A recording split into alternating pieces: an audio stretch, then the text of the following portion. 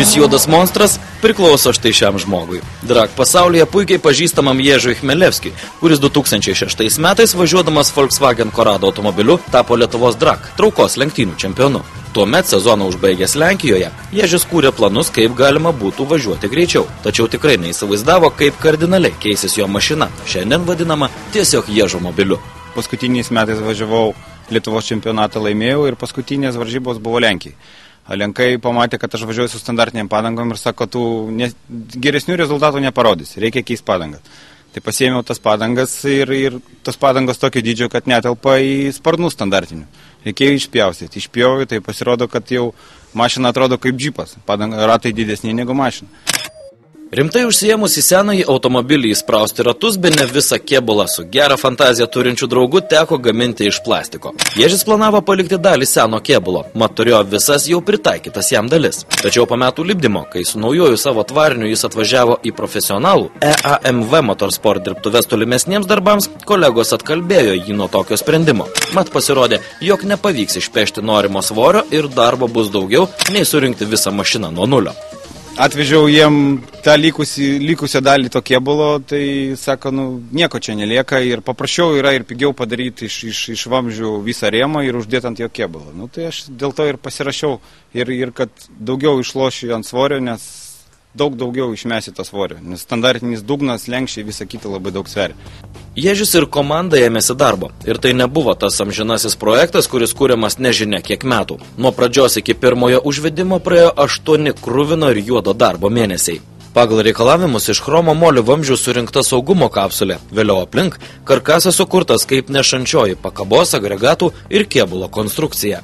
Naudoti ypač lengvi ir tvirti vamzdžiai, speciali jų suvirinimo technika. Nuo pačio monstro konstravimo pradžios dirbtuvėse įsivyravo vienas lozungas – kuo mažesnis svoris. Drag lenktynėse svarbiausia, kad arklio jėgų skaičius viršytų kilogramus. Komandai tai pavyko. Dabar automobilis sveria 730 kg ir išvysto 856 arklio galių jėgą. Jei pridėtume automobilyje sumontuotą papildomą azoto suboksido pagalbą, nesunkiai gautume per 1000 arkliukų. Su tokiais parametrais iki 260 per 9 sekundės teoriškai Ježo mobilis turėtų lenkti ir garsų į Bugatti Veyron. Tai leidžia didelę galę, visi varantieji ratai ir mažas svoris. Ježis žino beveik kiekvienos mašinoje esančios detalės svorį, nes jei tik būdavo įmanoma, lengva dalis buvo keičiama dar lengvesnė.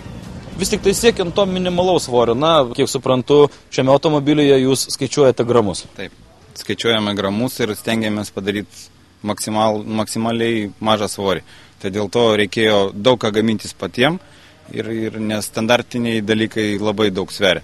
Ir daug kurie padaryti daiktai iš aliuminio, reikėjo patiem tekinti, virinti ir daryti. EAMV Motorsport komanda juokauja, jog Ježis buvo susirgęs gramų manija. Ir ne veltui, mat reikia skaičiuoti ne tik vežamą, bet net ir sukamą svorį. Štai nedidukai stabdžių diskai ir jų suportai, lyg nuo motorolerio. Jie reikalingi tik sustoti starte, sako Ježis. Finiše būna ilga tiesioji, kur greitis nukrinta pats. Kita vertus, mašinos gale sumontuotas specialus stabdymo parašiutas. Tad nusprendėme, jog dideli ir sunkūs stabdžių agregatai mums tikrai nereikalingi. Kėbulas sveria viso labo 39 kg, visi stiklai pagaminti iš lengvo nedūžtančio plastiko. Berods didelė, lyg spyruoklė mašina į priekį iššaunanti drag padanga su ratlankiu sveria tik 9 kg. Teko net amortizatorius iš aliuminio gaminti, taip sutaupėm dar 6 kg, pasakoja meistrai. Visas šis vargas tik dėl vieno, kad varikliui būtų kuo lengviau. O kalbant apie šios mašinos širdį, reikia gero techninių terminų žodyno tam, kad suprasti, kas ir kur čia sumontuota, praverstų ir papildomos žinios, norint suprasti, kaip visą tai veikia.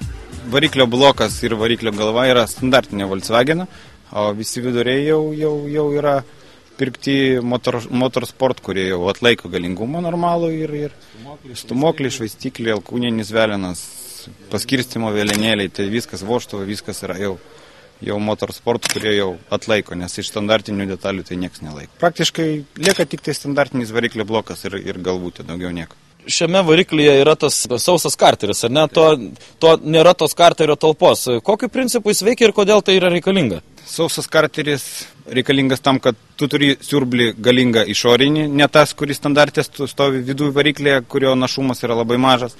Antra, kad turi išorišką tokią talpą, kur siurblys pumpuoja į bačką, o iš bačkos jau paėmė paima susipiruotą tepalą, be pūtų, be nieko, gryną tepalą gražų ir jau pumpuoja į variklį. Tai va tame yra privalumas, nes kai startuoji su standartiniu karteriu, tai pirma, kad visas tepalas subėga ant galinės sienelės ir siurblys negali paimti pilnai viso tepalo. Pagreitis labai didelis tiesiog. Taip, o antra, kad labai suputoja tas tepalas karteriai ir gaunasi, kad suputom ir su oru eina jau nekokybiškas tepalas. Šiaip tai labai daug čia įdėta tokių nestandartinių detalių. Pavyzdžiui, tas pats kuro siurblys, kuris pumpuoja 800 litrų per valandą, kai standartinis automobilinis siurblys pumpuoja 100 ar 120 litrų per valandą. Po to purkštukai į purškimo yra kuro irgi litras 600, tai gaunasi, kai standartinis purkštukas 160 kubinių. Apie tai, kas unikalaus padaryta šioje mašinoje, jos idėjinis autorius galėtų pasakoti kelias paras. Technologijos čia pritaikytos nuo aviacijos iki Formulės 1.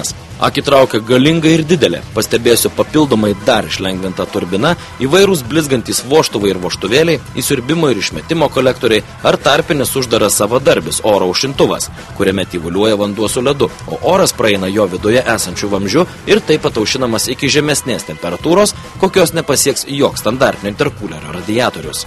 Automobilyje taip pat nerasite nei vienos relės ar saugiklio. Visas šias funkcijas atlieka mažytis valdymo blokas. Jei elektros sistemoje kažkas sugestų, jis reikiamus impulsus to jau pat perduos kitais kanalais. Ir dar apie elektrą. Kiekvienam cilindrui atskirai sumontuotos uždegimo ritės po 40 000 voltų. Mat reikia labai patikimos kibirkšties uždegant specialų per 80% spirito turintį kurą. Vienos distancijos įveikimui mašina jo sudegina 5 litrus.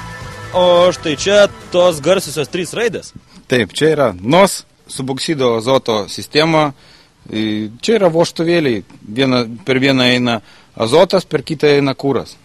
Daugiau yra 4 purkštukai, kiekvienam cilindrui atskirai, nes gali tada sureguliuoti tiksliai kiekvienam cilindrui padavimą vienodą, ir nes būna statosi tik vienas purkštukas, bet tada ne kiekvienas cilindras gauna vienodai. Ir dėl to gali sugadinti variklį, nes kai yra tokie jau galingumai, tai jeigu vienam paduosi daugiau, kitam mažiau, tai kažkuris gali sudetonuoti ir sudegti variklį. Kol kas NOS sistema dar neišbandyta. Galios užtenka, sako Ježis. Dabar reikia išspręsti transmisijos problemas, mat kai kurie mazgai net laiko iš kumštelinės pavarų dėžės gaunamos žvėriškos galios. Elektroninė starto sistema, vadinkime, kietai ir staigiai paleidžia sankabą, o dėl gero sukibimo padangos neleidžia praslysti. Tuomet kenčia geležis. Didelė jėga randa silpniausias vietas ir ji lūžta. Komanda jau ieško sprendimo būdų ir tikiu, jie tikrai bus surasti. Kol kas Pabaltijoje, savo klasėje Ježio Chmelevskio automobiliui konkurentų lyg ir nėra, sako jis. Lenktynininkas tikisi, jog išsprendus visas techninės problemas jam turėtų pavykti sumušti Europos rekordą – 4 mylios nuvažiuoti per 8,2 sekundės. Jei tai pavyktų, būtų smagu įveikti ir pasaulinę ribą – 7,7 sekundės dalis. Tiesa, kuo toliau, tuo sunkiau. Pasiekus tam tikrą ribą, laimėti kelias šimtasias nėra lengva, pasakoja Ježis, prisimindamas pirmuosius šiuo monstru nuvažiuotus metrus. Žinokit, pirmą kartą šį sezoną, kai išvažiavau su šitą mašiną, tai buvo baisu. Netgi nespaudžiau gazo iki dugno. Realiai variklis sukasi iki 9000 apsisukimo, aš sukau iki 7. Ir man jau buvo taip, baisoka. Bet čia pirmą kartą, tai čia visą laiką tai būna. O po to pripranti. Tai dabar važiuojant jau viskas yra normaliai, jau galiu kontroliuoti ir save, ir mašiną galiu kontroliuoti, ir nėra jau tokių problemų. Bet pirmus kartus tai buvo dar baisoka, net turiu lemputės shift lighto vadinamo, kur kada jungt bėgi, programiškai yra užduota ir užsidega lemputės, kada jungt bėgi, kaip ir Formulė 1.